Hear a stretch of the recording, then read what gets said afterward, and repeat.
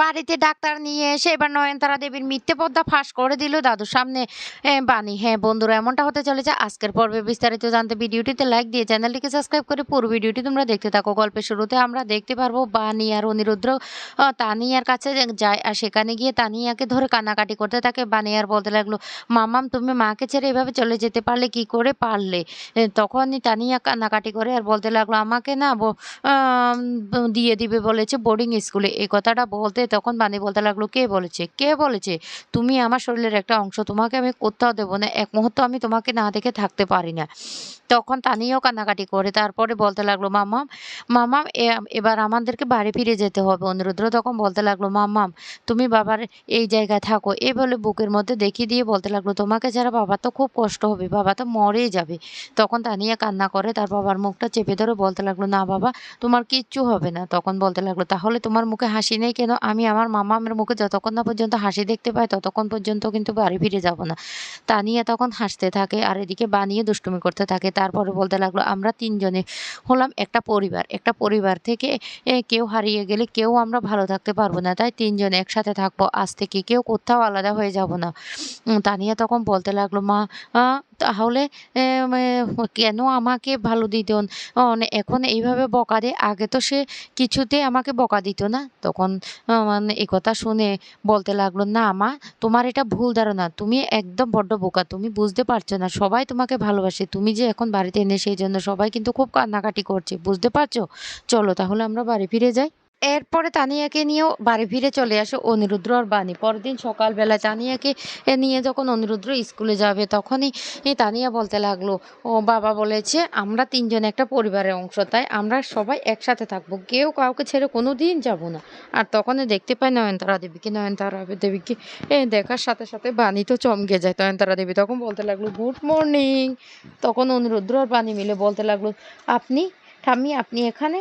তখন এই কথাটা বলার সাথে সাথে নয়নতারা দেবী তখন বলতে লাগলো, তোমরা কি ভেবেছো? কি ভেবেছো? তখন বলতে লাগলো, কেন?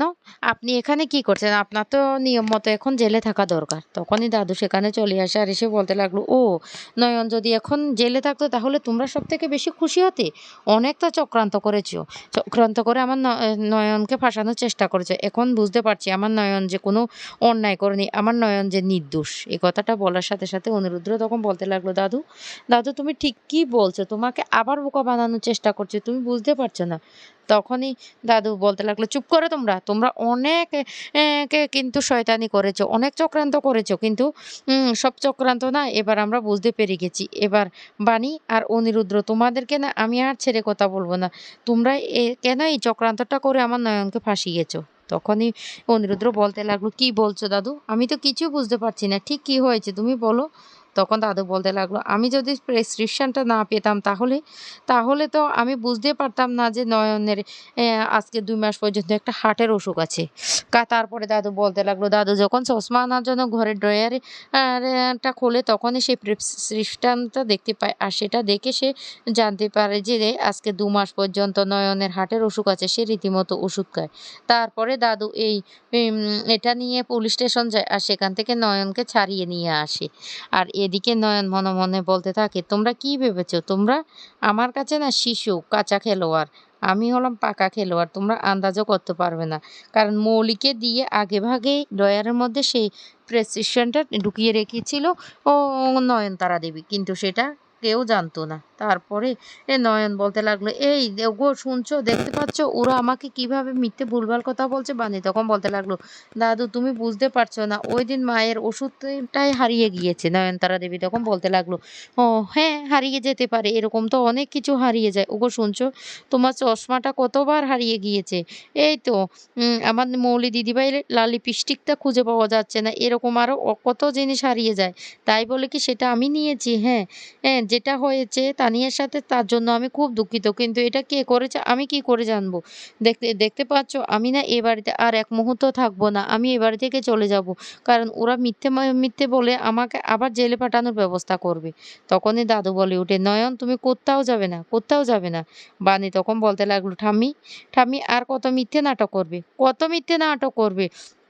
তুমি যে মিথ্যে নাটক করছো সেটা তুমি বেশ ভালো করে জানো। আর উপরের ভগবানও জানে একদিন দেখবে সবটা ধরা পড়ে যাবে। তখন তখন তুমি কি করবে? তোমার পাপ না দিন, দিন আরো বেড়ে যাচ্ছে। তুমি একের পর এক পাপ করেই যাচ্ছ। তখন নয়নতারা দেবী হঠাৎ করে অসুস্থতার নাটক করে।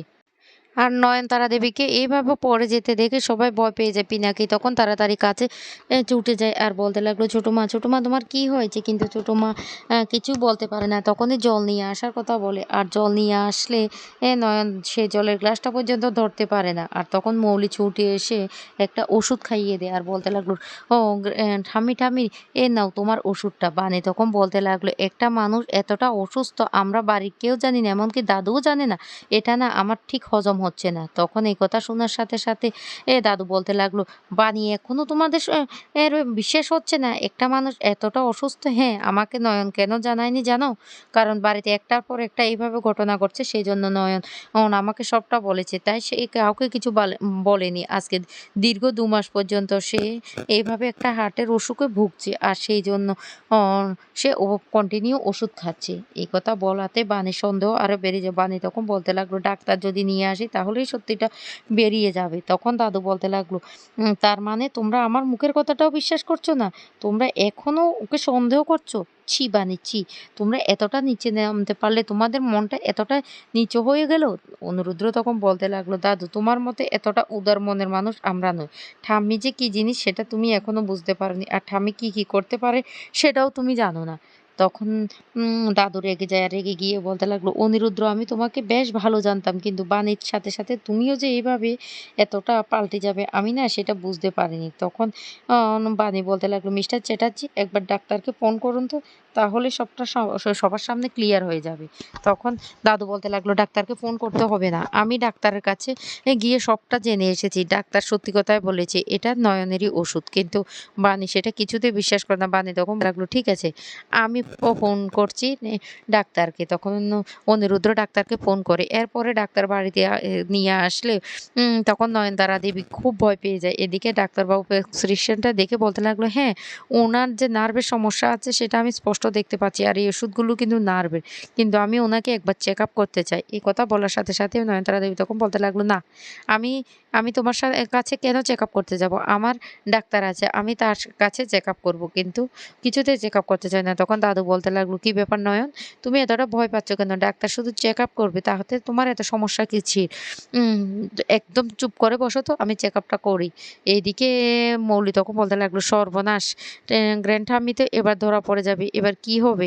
কি হবে?" অন্যদিকে ডাক্তার চেকআপ করে বলতে লাগলো, "না, উনার তো কোনো নার্ভের সমস্যা নেই। আমি তো স্পষ্ট বুঝতে পারছি।" তখনই বানি বলতে লাগলো, "দাদু আমি ১ম এ বুঝতে পেরেছি এই যে ঠাম্মির কোনো অসুখ নেই। ঠাম্মি যে একটা নাটক করছে সেটা আপনারা কেউ বুঝতে না পারলেও আমি বেশ ভালো করে বুঝতে পারছি। ঠাম্মিকে পুলিশে দিন। ঠাম্মিকে কিছুতে ছাড়া যাবে না।"